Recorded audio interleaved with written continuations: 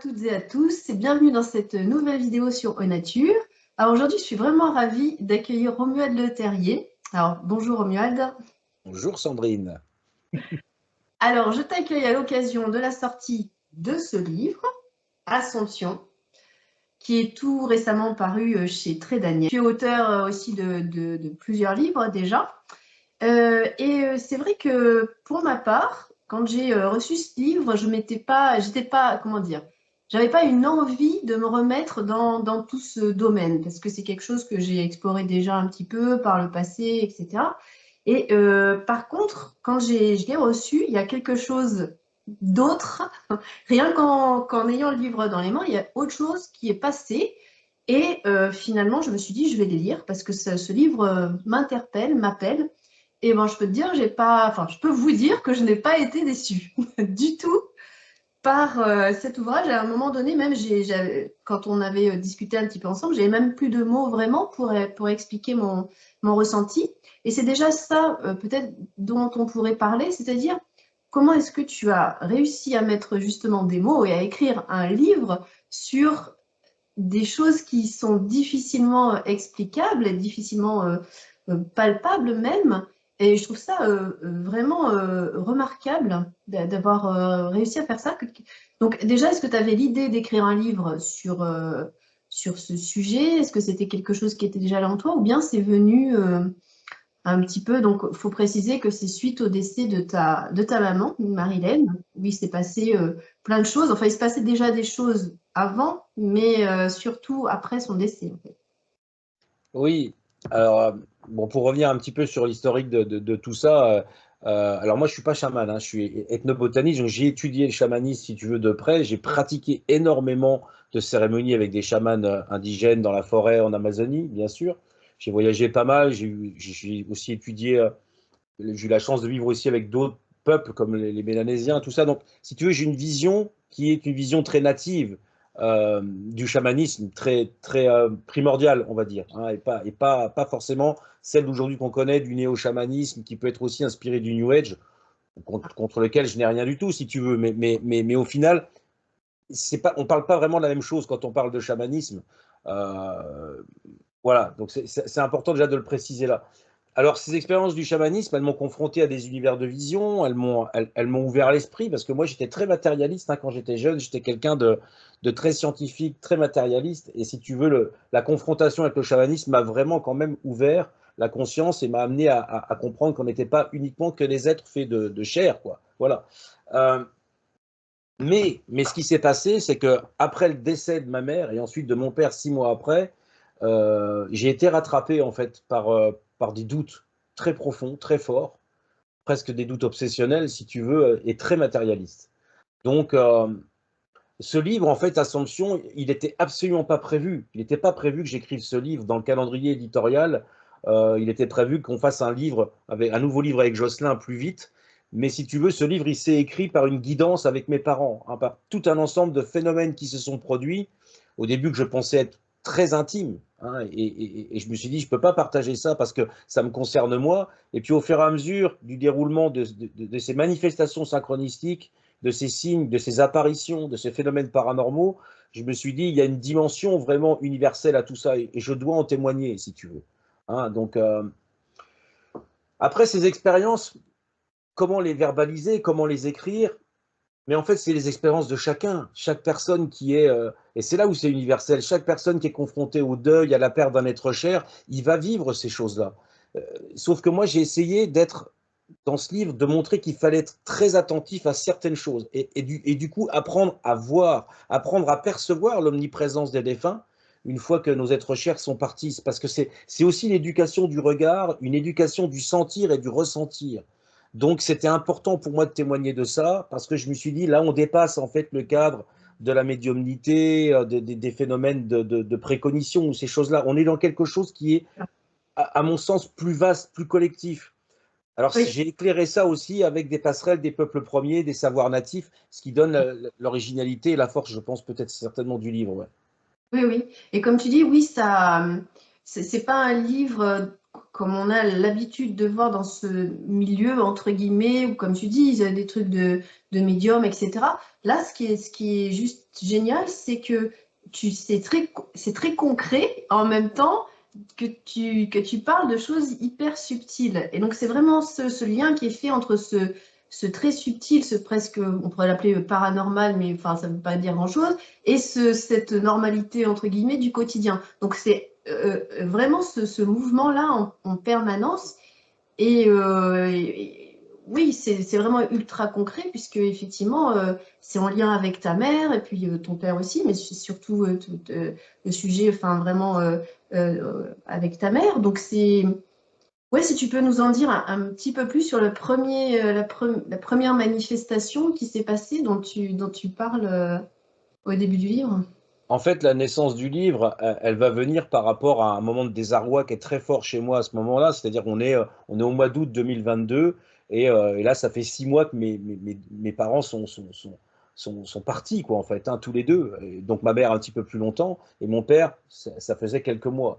Et, et donc là, je suis vraiment dans des doutes profonds, obsessionnels. Et quand je pense à mes parents, j'arrive pas à avoir des images d'eux positives. Tu vois, mon imaginaire m'emmène dans des choses très mortifères, à les imaginer en train de se décomposer dans leur tombe, enfin des choses assez horribles en fait. Je pense que tout le monde vit ça aussi, mais on n'en parle jamais. C'est des tabous, ça, bien sûr. Quand quelqu'un Ouais, n'est pas incinéré ou enterré, on se dit, mon Dieu, comment il doit être là au bout de tant de mois. Bah, c'est un peu dur ce que je dis, mais je pense que c'est une réalité. ouais. Donc, à un moment, si tu veux, j'étais dans un tel désarroi que c'était le 13 août 2022, je me mets à émettre à voix haute un souhait. Je dis, mais maman, si vraiment tu existes encore quelque part, si tu as s'il y a une continuité non seulement de ta conscience, mais aussi de ta personnalité, fais-moi un signe, mais un vrai signe. Je l'ai dit vraiment, pas un signe dans les nuages, pas une petite plume qui tombe. Je veux un vrai signe, quoi. Voilà. Et puis après, j'ai oublié parce qu'on devait partir voir une exposition en Belgique avec mon fils. Et donc, on a pris la route. Et c'est en prenant la route que le GPS me montre la commune d'Aviotte dans la Meuse, puisqu'on allait vers la commune du Luxembourg, plutôt vers le Luxembourg. Et là, je sens vraiment une force. Je me dis, il faut que j'y aille. Alors, mon fils conteste en me disant, papa, on est déjà en retard et tout pour cette exposition, c'est le vernissage de maman, il faut qu'on soit à l'heure.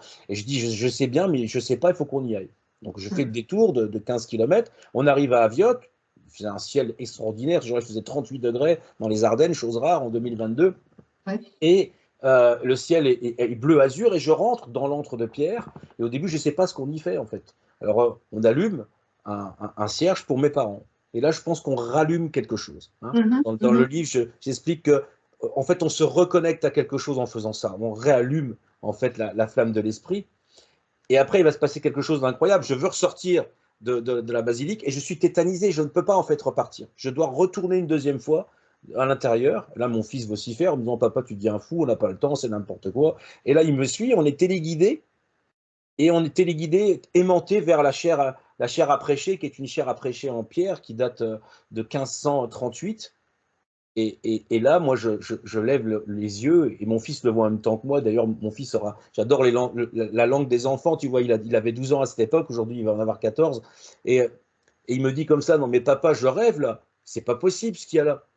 Et c'est abusé, qu'il me dit. Et là, moi, je lève les yeux et je vois une sculpture de la Vierge Marie Mhm.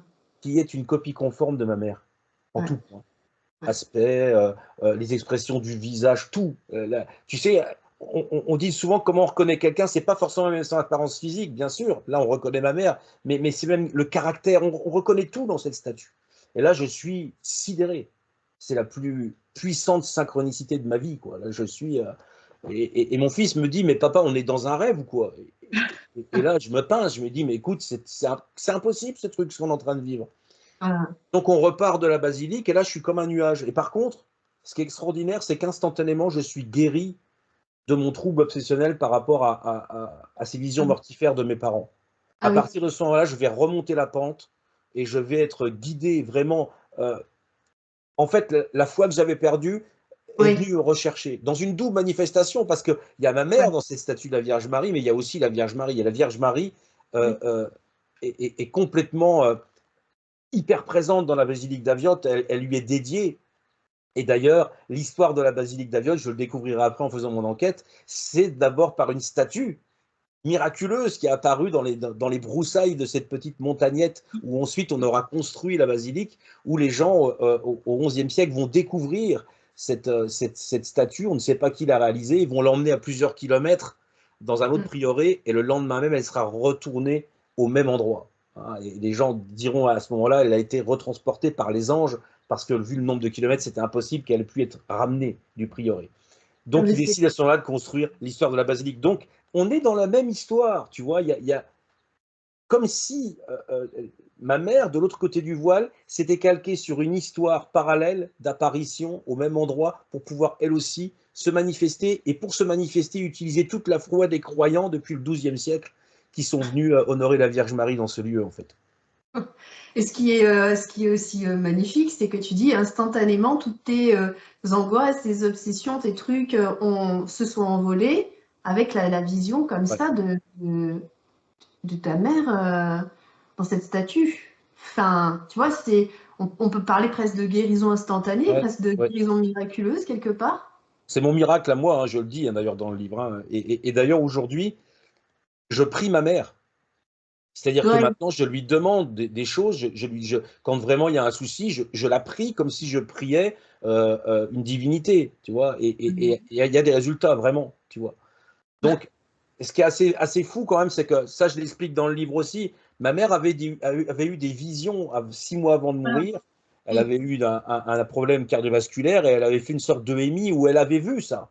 Elle s'était vue transformée en Vierge Marie par des esprits qui retransformaient, démembraient son corps et reconstruisaient un corps archétypal, donc un corps symbolique qui était celui de la divinité. Donc c'est quand même incroyable que la manifestation synchronistique, Oui. plusieurs mois après son décès, euh, soit calquée quelque part par rapport aux visions qu'elle avait perçues dans un état de conscience modifié 6 mois avant son départ. Oui. Et c'est vrai que là, la notion du temps, j'oserais dire, elle en prend une claque, quoi, parce que c'est comme si tout, enfin, le passé, ce ce que tu as vécu instantanément, tout est presque, enfin, Simultané, instantané, simultané, voilà, simultané, simultané. Et ouais, ça c'est. Alors, c'est vrai que si on commence à mentaliser ce truc-là et tout, ben, on n'en sort c'est plus. difficile. Par contre, d'essayer peut-être de le percevoir, de le sentir à l'intérieur de soi, c'est peut-être plus la voie à prendre, je dirais, que d'essayer de comprendre, parce que là, comprendre, c'est compliqué quand même. C'est vrai qu'on est sur un. C'est assez vertigineux quand on pense à la synchronicité elle-même, parce que ces statues, elles datent de 1538. Mais qui l'a sculptée? Pourquoi cette statue ressemble à ma mère? Est-ce que quelqu'un à cette époque ressemblait déjà à ma mère? Tu vois? Qu'est-ce qui a guidé la main du sculpteur? On n'en sait rien. Cette statue, quand même, parce que j'ai un ami qui est expert, un vieux monsieur que je connais qui est expert, professeur émérite de l'art gothique flamboyant et tout ça, je lui ai montré cette photo et tout de suite il m'a dit c'est la Vierge d'Aviotte sur la chaire à prêcher. Et il me dit tu sais, cette statuaire mariale, elle est unique dans l'histoire de la statuaire mariale. C'est-à-dire que Oui, tu c'est peux ça. aller du Bosphore jusqu'en Amérique latine, jusqu'en Norvège, et elle n'existe pas, il n'y en a pas une autre. C'est la Mm, seule qui est comme ça. Parce que cette Vierge Marie, d'ailleurs, je pense que tu as pu la voir dans le livre, elle est en photo, elle ne oui. ressemble pas du tout au canon Non, esthétique de non, la Vierge Marie. c'est C'est une dingue. petite bonne femme un peu ronde, c'est ma mère, quoi. Tu vois, Moi, c'est fou. j'avais jamais vu de représentation effectivement de la Vierge Marie comme ça. C'est étonnant, étonnant. Et ouais, de voir en plus que c'est la seule au monde qui existe comme ça. Et c'est génial parce que dans le livre, justement, il y a les photos, il y a les photos de ta mère et les photos de la statue, tout ça. Enfin, on peut que constater. Et oui, C'est complètement bluffant parce que moi, ce que je pense, c'est que lorsqu'ils sont dans l'éternité, c'est-à-dire d'un point de vue atemporel, les défunts, quand ils reprennent conscience de leur position en fait dans l'éternité, je pense que le monde matériel dans lequel on vit avec le temps, si tu veux, c'est comme une sorte de jeu pour eux. Et ils peuvent intervenir dans des montages à travers le temps et l'espace pour faire advenir ces manifestations synchronistiques qui, pour nous, paraissent impossibles. Mais en fait, pour eux, c'est possible d'agir simultanément sur le temps complet. Donc, c'est possible de créer justement ces enchaînements de causes et d'effets qui nous viennent nous apporter des informations, si tu veux. C'est le principe de la synchronicité. Hein. ouais, ouais, c'est ça. C'est ça. Et alors moi, c'est quelque chose auquel je suis très attentive et ça m'arrive très très souvent. Et justement, dans ton livre, alors tu parles de ton père, parce que ton père, tu n'avais pas eu de signe de lui. Et alors, je ramène à ce qui s'est passé pour moi à ce moment-là, c'est assez rigolo. C'est-à-dire que le livre, je l'ai aussi prêté à ma mère, qui adore lire ce genre de... Et alors, elle a été subjuguée aussi, bien évidemment. Et puis, j'étais chez eux, et elle vient me voir, elle me dit, ah, dis donc, parce que ma mère adore les chats. Et elle me dit, dis donc, la maman de Romuald, elle aimait beaucoup les chats. Et puis moi, c'est pas un détail qui m'avait spécialement... Ah oui, je lui dis, ah bon, ah, je me souvenais pas de ça. Et là, j'ouvre le livre, et donc je reprends ma lecture, et deux, trois lignes, tu commences à parler de la première apparition, en tout cas, ou signe de ton père, qui a un lien avec les chats. Ah, j'ai dit, alors là, dis donc. Et alors, avec ma mère, c'est vrai qu'on a très souvent des choses comme ça, un peu de télépathie ou de synchronicité. Ah, ben j'ai dit, tiens, regarde, là, je tombe pile sur le passage où tu as le premier signe de ton père. Bon, tu vois, Ouais, ça, j'adore. on peut le raconter si tu veux. Ah oui, si tu veux, mais En j'adore en fait, fait ce genre de choses. Voilà, on reste dans la lignée des synchronicités. mon père avait beaucoup d'humour, hein. C'était un petit bonhomme avec un petit peu un côté anglais, avec un humour un peu caustique, et souvent il riait de lui-même. Hein, il avait beaucoup d'autodérision. Et une fois que ma mère est partie, il a dû gérer les quatre ou cinq chats qu'ils avaient parce que ma mère était dingue des chats. Ma mère, elle avait un côté Colette, hein. C'était une conteuse, elle adorait les chats. C'était ses enfants, ces chats. Hein. C'était pas, pour elle, c'était pas des animaux. Hein. Il fallait pas lui dire que c'était des animaux. Donc voilà. Donc d'ailleurs, on les a tous enterrés quand ils sont partis au fur et à mesure du temps. Enfin, voilà. Mais mon père, il avait encore quelques chats après que ma mère soit partie, si tu veux, après qu'elle soit décédée. Donc il s'en occupait, mais tu sais que les chats, quand ils se lèchent, ils avalent des poils et ils font des régurgitations, des boules de régurgitation, donc c'est pas agréable, il faut les ramasser, machin. Et je me rappelle d'une conversation avec mon père où il me disait, mais franchement, Romuald, je pense qu'il n'y a que quand je serai mort que je ne ferai plus ça. Donc, alors attends, parce que pour l'humour quand même, donc on est au mois de novembre, je crois qu'on est le 4 novembre, je suis en train d'écrire sur le livre Métaverse que j'ai coécrit à ce moment-là avec Yann Kounen, et puis j'ai une pensée, je me dis, mais c'est une pensée présence, hein, j'explique ça aussi dans le livre. Je pense à mon père subitement et je me dis, mais je n'ai pas reçu de signe de papa en fait. Et là, je dis à voix haute, mais comme je faisais toujours une triangulation quand je m'adressais à mon père, je passais toujours par ma mère, Ah oui. j'adresse la demande à ma mère à voix haute. La voix haute, c'est toujours très important hein, pour adresser des signes. Mhm, Parce que mhm. du coup, notre voix se mélange avec le pneuma, avec l'esprit des défunts qui est contenu dans les profondeurs de l'air en fait. Et, euh, et donc, je dis, maman, est-ce que tu peux me donner un signe quand même aussi de la présence avec toi à tes côtés ou en tout cas de la présence de la survie de papa? Et puis j'oublie. Je me remets dans l'écriture pendant 4 heures de mon livre Métaverse. Puis je me lève et, euh, et je me dis, non, avant ce qui s'est passé, c'est qu'il y a un chat. Voilà, c'est ça le truc. J'oubliais l'élément le plus important. Pendant que je commence à écrire, à reprendre l'écriture, et donc que j'ai fait cette demande à ma mère, j'entends un chat qui fait qui est en train de régurgiter dans mon couloir à côté, là-bas. Donc je Ouais. me dis, c'est pas possible, franchement, ça m'énerve. Donc je continue à écrire, et je me lève, en même temps, je prends un morceau d'essuie-tout et je le jette sur le truc, je dis, je le ramasserai après. Et après, je retourne écrire effectivement pendant 4 heures sur Métaverse. Donc une fois que j'ai fini d'écrire, je me lève et je dis, je vais quand même aller ramasser ce truc. Et là, j'allume la lumière du couloir et je sursaute. Je Mhm. sursaute parce que la Ah. moitié de la feuille d'essuie-tout, Mhm. c'est la moitié du visage de mon père, en fait. Le visage de Ouais, mon père. Et ouais. l'autre jour, le visage de mon père, pas n'importe quand, le visage de Oui. mon père sur son lit de mort, c'est-à-dire au funérarium. Et j'ai recroisé l'autre jour par hasard le jeune homme qui, euh, qui a fermé en fait le cercueil de mon père, et je me suis permis de lui montrer la photo. Et il en a eu les larmes aux yeux. Il me dit, mais je reconnais tout de suite. Parce qu'il connaissait bien mes parents, en fait, ce monsieur qui travaille au pompe funèbre. Et il me dit, mais c'est incroyable. Et je lui ai montré la photo de ma mère, s'il connaissait bien ma mère aussi, à Aviotte. Et il me dit, non, mais là, franchement, ils sont là, là. Là, c'est. Alléluia, il me dit, c'est la preuve, quoi. Il me dit, dans son enthousiasme joyeux, tu vois, je me dis, et effectivement, quand on montre cette photographie ce que j'appelle ce suaire de papier, ce suaire d'essuie-tout, alors il y a tout, parce qu'il y a le visage de mon père, mais il y a aussi son humour. Évidemment, j'étais Oui, mort de rire après. Je me dis, c'est mais ça. même là-bas, il continue à faire ses trucs, quoi, cet humour. C'est quand même, c'est quand même.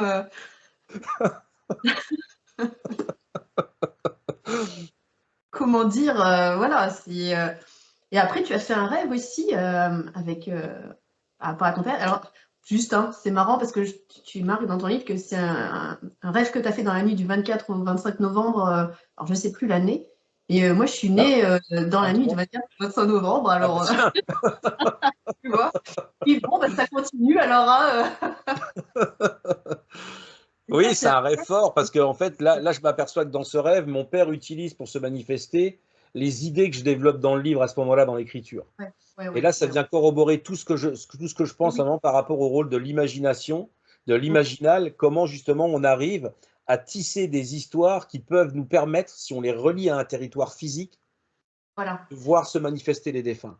Voilà, C'est ce qui c'est se ça passe à vraiment, la fin du bouquin. c'est Voilà. ça le cœur de ton livre au final, hein. C'est vraiment le cœur de ton livre, ça. Et oui, ça peut paraître compliqué si on commence encore une fois à réfléchir ou à y mettre du mental, mais si on laisse juste infuser cette idée ou cette façon de percevoir le monde, punaise, mais en fait, on a plein de choses qui arrivent quand même, hein. Bien sûr. Bien sûr. Il faut vraiment, on dit toujours demande et tu recevras, mais c'est vrai, c'est juste. Mais il faut faire une demande. Alors on peut le faire aussi dans notre tête parce que les défunts sont aussi présents au cœur même de nos processus de pensée. En fait, moi, ce qui s'est passé avec mes parents, c'est que je suis passé d'un vide abyssal, c'est-à-dire Oui, de leur absence, cruelle absence, maintenant à une sorte d'omniprésence. C'est-à-dire que pour moi, ils sont omniprésents tout le temps. Là, on discute, ils sont dans cet échange, ils sont dans mes pensées, ils sont dans mes souvenirs. Et voilà, ils sont dans mes rêves, j'ai encore rêvé d'eux cette nuit. Donc tu vois, il y a une porosité entre ces différents états de conscience. On a toujours l'impression de dire, la vérité, le monde vrai, c'est le monde l'état de veille, dans lequel là, on est en train de discuter, on est réveillé.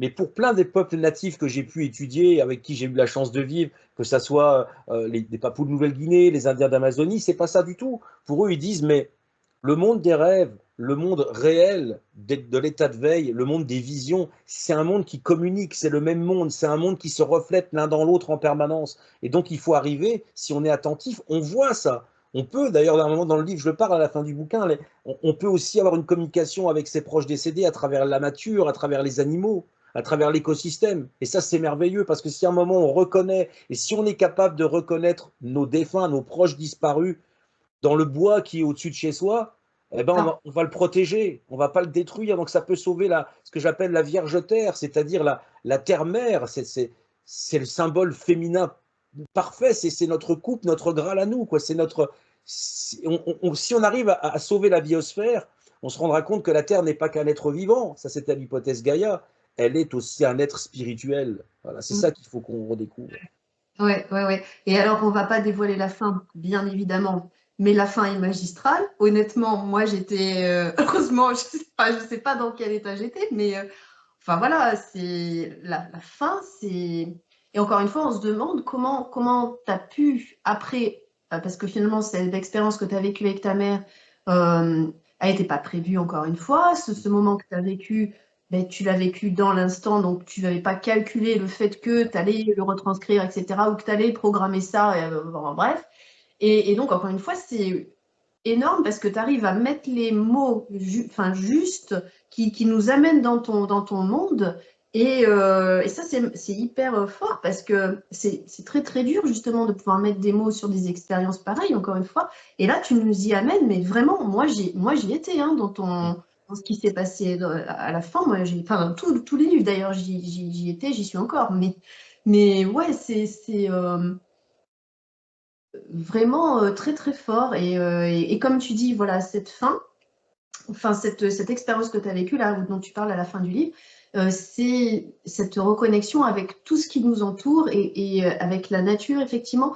Et si à un moment donné, les gens, les humains reprennent cette conscience de, il y a peut-être une manifestation de quelqu'un, d'un animal ou que sais-je, dans justement un végétal ou un autre animal ou quoi, à ce moment-là, ça nous amène vraiment à réfléchir, surtout aujourd'hui, sur la vie et sur ce qu'on peut effectivement faire nous en tant qu'humains aujourd'hui sur cette terre. Ouais, il y a cette idée vraiment de ramener, de redensifier ici sur Terre le jardin d'Éden, en fait.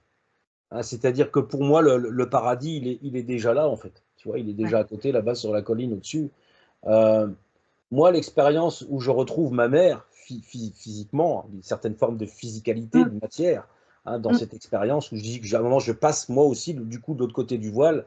euh, il y a plein de symboles aussi qui sont des grands archétypes. Pour moi, le conifère, le sapin, dont on va pas trop parler, mais le sapin Oui. qui me fait retrouver ma mère, il est pour moi mon buisson ardent. Ah, tu Mm. vois, je gravis aussi, moi aussi, la colline. Et, Ouais. et c'est plein d'archétypes qui viennent se mélanger. En fait, toutes ces histoires, et ça c'est le chaman Ernesto qui disait, mais vos histoires, elles sont vivantes, vos mythes, ils sont vivants, il faut que vous les utilisiez comme des organismes vivants, comme des histoires vivantes sur le territoire, parce que vous avez enfermé vos histoires dans des livres, dans des caractères d'imprimerie, dans l'alphabet, et il dit, Mm. elles sont mortes. Il dit, Ah, vos grands mythes, en fait, il faut les réactiver dans la oui. nature, et vous allez voir qu'ils sont toujours vivants et qu'ils ouvrent encore les portes d'autres dimensions, Et clairement. justement, toi, ce que tu fais, c'est qu'à la fois tu le mets dans un livre, mais en même temps tu ouvres. Il y a les deux aspects. C'est-à-dire que tu mets des mots, voilà, tu mets, comme tu dis, dans un livre, mais c'est pas fermé. Donc, c'est-à-dire qu'au contraire, ça ouvre à cet espace. Vraiment. Ça, et Par je pense que l'imaginal. c'est un livre qui peut faire beaucoup de bien à beaucoup de gens et aujourd'hui et à remettre vraiment dans une autre vision de qu'est-ce qu'on fait sur Terre, qu'est-ce qu'on fait de ce monde. Oui, parce que quand je pars sur la crête pour essayer de retrouver ma mère, dans cette expérience que j'imagine, suite justement au rêve avec mon père, hein, c'est un peu mon père qui me donne la solution de tisser ça, et je repense aussi au chaman Ernesto, et je me dis, eh ben justement, alors là, eh ben, je vais tenter une expérience. Mais quand je pars, je ne sais pas du tout comment ma mère va se manifester. Je me dis, est-ce que ça va être un vécu subjectif de rencontre avec un défunt? Est-ce qu'elle va apparaître devant moi? Je ne sais pas, tu vois, je mentalise à ce moment-là. Et je mentalise aussi parce que je me retrouve en pleine nuit dans la forêt, chose que je ne fais pas tout le temps. Et là, pour essayer de rationaliser les perceptions et les bruits que j'entends, mon mental se met à galoper en disant, mais non, c'est des souris, c'est des machins. Et à un moment, je lâche, je dis, mais si tu continues comme ça, tu verras rien. Là, tu es Voilà. dans le mental, tu te protèges. Et je me connecte à ce moment-là à l'imaginaire de ma maman, qui était une conteuse, et je me dis tout ce qui peut être des souris, des machins, des bruits de renards ou je sais pas quoi, des bruits dans les herbes, là, je me dis ça va être justement des lutins, des fées, des gnomes, des trucs. Et à ce moment-là, je ris, tu vois, l'humour arrive, Et ça et à ce détend. moment-là, je pense plus à rien. Et je monte en haut de la colline, et en haut de la colline, après, c'est encore pour moi un nouveau miracle qui se produit. Ah, ah. Et il y a ton petit chat qui vient valider à côté. Oui, ça c'est Chamoun. Elle est très belle, hein. En plus,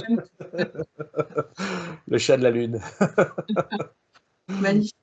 Bah écoute, vraiment, merci. Est-ce que tu as quelque chose à dire ou un message, je ne sais pas, enfin pas vraiment un message, mais quelque chose pour terminer cette vidéo ou que tu auras envie de... Parce que donc là, il est juste publié, mais depuis que tu as fini d'écrire, il s'est sûrement passé encore Il s'est des choses. passé plein de choses très étonnantes. C'est-à-dire que ma mère, par l'intermédiaire du livre, a utilisé des intuitifs pour me délivrer des messages. Et Ouais, ça, c'est ouais. très très fort. C'est-à-dire des messages, et les personnes, surtout une personne, peut-être qui se reconnaîtra, que je remercie encore ici, euh, qui d'ailleurs ne se considère pas comme une médium, mais comme une intuitive, m'a envoyé des communications, si tu veux, de mes parents, mais surtout pour ma sœur, Ah qui oui. a beaucoup plus de mal à vivre en fait le deuil, parce que moi j'ai eu tous ces signes. Alors bien sûr, je lui en ai fait part, mais elle, il y avait ce côté de mais moi j'ai rien.